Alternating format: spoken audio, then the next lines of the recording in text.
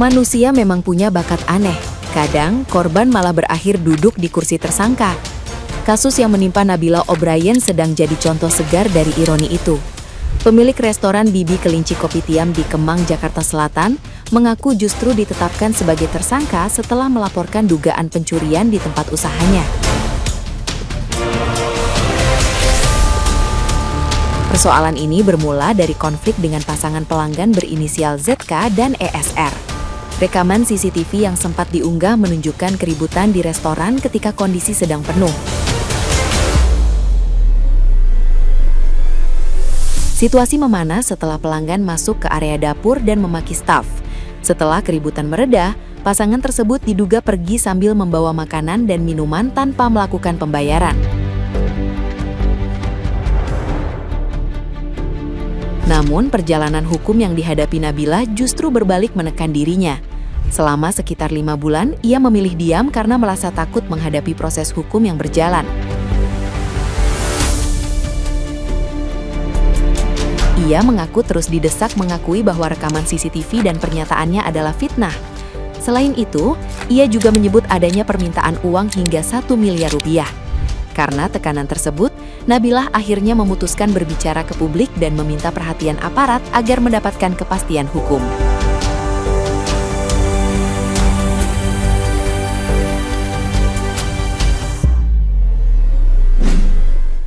Saya korban pencurian yang menjadi tersangka di Barreskrim Polri.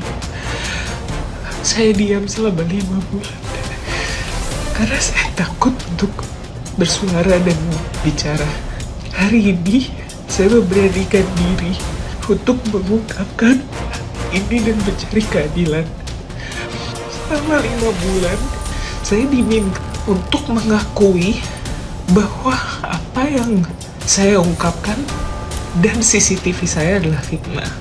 Juga saya diminta 1 miliar rupiah. Sudah mencoba segala macam upaya untuk membela diri saya. Saya benar-benar takut untuk Bapak Ibu Komisi 3 DPR RI dan Bapak Kapolri. Saya mohon perlindungan hukum untuk saya, korban pencurian. Saya harap saya dapat melanjutkan hidup saya. Dan saya yakin keadilan bisa ditegakkan. Hanya ini yang bisa saya lakukan. Saya tidak tahu harus berlindung kemana, Pak, Bu. Terima kasih. Nah, gimana nih menurut netizen yang terhormat? Silakan berkomentar ya. Gue nggak ngerti lagi sama institusi kepolisian ya, kenapa rata-rata maling atau pencuri itu selalu dibela dan selalu lolos dari hukuman. Anita ini adalah owner tempat makan, dituntut 1 miliar dan dijadikan tersangka gara-gara memviralkan sepasang suami istri yang kabur nggak bayar di tempat makan dia. Alasan kabur dan nggak bayarnya itu katanya gara-gara pelayanannya lama, padahal pada saat itu tempat makannya itu lagi rame-ramenya. Sekarang si ownernya malah terancam denda atau tuntutan 1 miliar dan terancam penjara. Menurut kalian gimana guys melihat case daripada ini? Coba komen.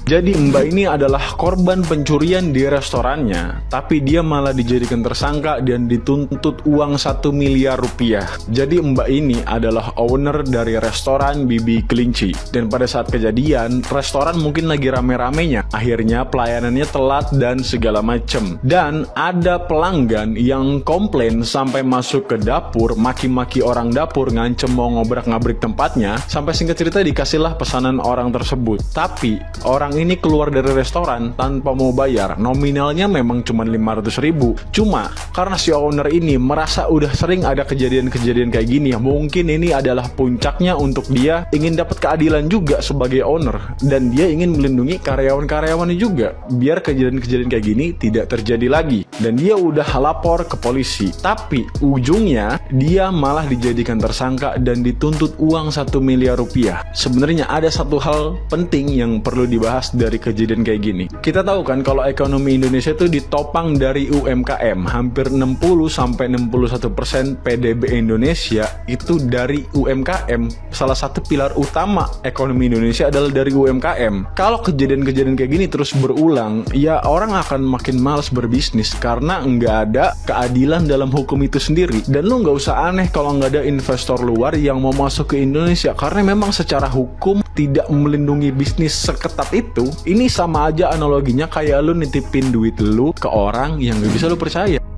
Owner Bibi Kelinci nangis guys, gara-gara dia tuh ditetapkan sebagai tersangka oleh Bareskrim Polri dengan tuntutan 1 miliar rupiah. Saya korban pencurian yang malah jadi tersangka dan dituntut 1 miliar.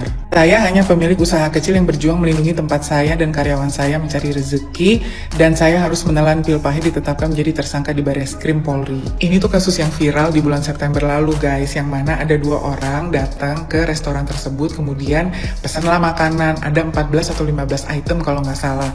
Kemudian setelah 30 menit makanan nggak datang, dia marah-marah sampai masuk ke dapur, ngamuk-ngamuk ke pegawai-pegawai yang ada di sana yang lagi kerja, sampai chiller aja dipukul gitu loh sama mereka. Kemudian makanannya diambil, setelah itu mereka nggak bayar dan langsung pulang gitu, dan semuanya terekam di CCTV. Kayak hancurin tempat ini gitu. Pengancaman ini ya. Ini gue masih nggak ngerti sih, mbaknya tuh dikenakan pasalnya tuh pasal berapa gitu. Apakah pasal tentang pencemaran nama baik atau pelanggaran data pribadi atau privasi gitu. Karena kalau pencemaran nama baik agak lumayan lemah ya guys. Kenapa? Karena dia cuma ngasih lihat foto gitu. Foto tersebut pun tidak jelas gitu kan. Jadi ya kalaupun misalnya mau dibilang pencemaran nama baik, si pelapor itu harus bisa membuktikan di pengadilan bahwa dia adalah orang yang dituduhkan sesuai dengan namanya yang dituduhkan oleh pelaku yang menuduhkan itu. Paham nggak maksudnya?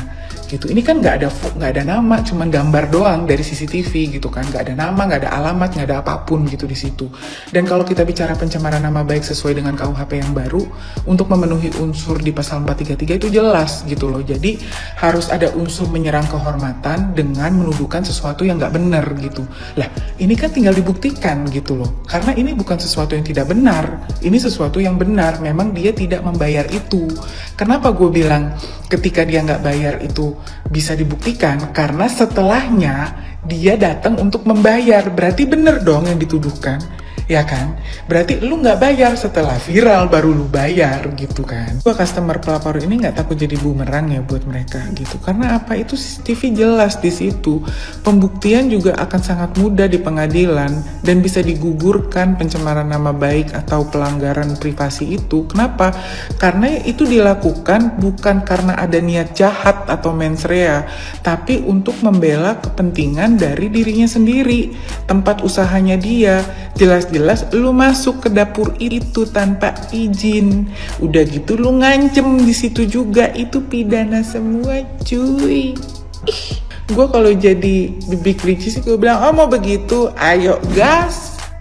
Hai guys, coba deh kalian bayangin kalau kalian punya restoran, terus suatu hari ada pelanggan yang ngamuk-ngamuk perkara orderan makanan dan minumannya tuh belum datang ke mejanya. Gak cuma itu, si pelanggan yang tadi ngamuk-ngamuk bahkan masuk ke area kitchen yang jelas-jelas dilarang, terus maki-maki staff kalian sampai banting-banting barang. Tapi ketika makanan dan minuman orderan dia sudah jadi, bukannya bayar, malah langsung pergi gitu aja. Karena kalian ingin melindungi bisnis dan juga staff-staff kalian, kalian uploadlah CCTV ke media sosial sebagai bukti.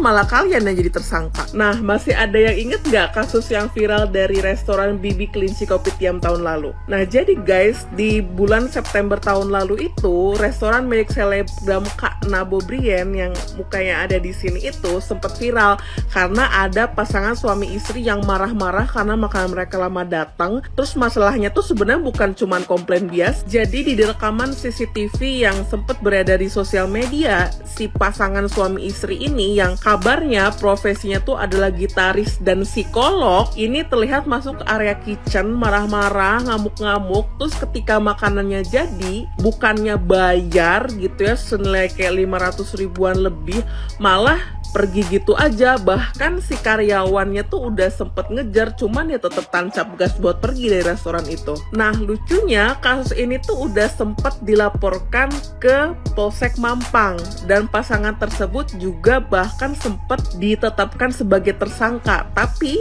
plot twist ya, sekarang tuh ada perkembangan baru. Nah, jadi Kak Nabo Brian ini speak up lagi nih di sosial media guys. Katanya beliau ini malah ditetapkan menjadi tersangka di Bareskrim Polri. Bahkan dia tuh diminta untuk mengatakan bahwa bukti CCTV yang sudah sempat beliau sebar di sosial media itu adalah fitnah, dan juga ia diminta untuk membayar sebesar 1 miliar rupiah. Nah, menurut aku ya guys, ini tuh jadi kasus yang menarik tapi agak bikin mikir gitu loh.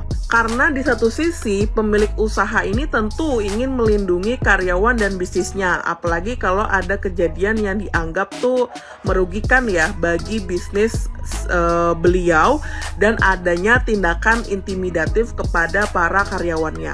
Tapi di sisi lain kita juga sering nih guys ngelihat kalau konten-konten digital termasuk even rekaman CCTV yang disebar di sosial media bisa berujung pada perkara hukum ketika dianggap mencemarkan nama baik seseorang. Padahal sebenarnya ada pedoman dari SKB 3 Menteri tentang penerapan UU ITE nih guys. Karena di situ tuh dijelaskan bahwa ketika seseorang tuh menyampaikan fakta atau informasi yang dapat nih dibuktikan kebenarannya, itu tuh nggak serta-merta dikategorikan sebagai pencemaran nama baik gitu. Nah, makanya guys, menurut pendapat aku, kasus dari Kak Nabo Brian ini tuh sebenarnya sekarang tuh udah malah shifting atau beralih ke konflik hukum di era digital. Nah, sebagai closing, menurut kalian gimana nih guys terkait kasus dari Kak Nabo Brian ini? Apakah wajar kalau pemilik usaha tuh mempublikasikan CCTV ke sosial media sebagai bukti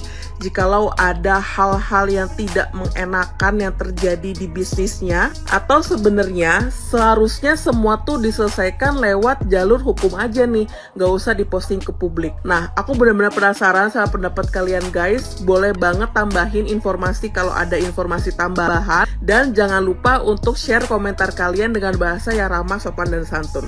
Segitu aja guys, bye-bye.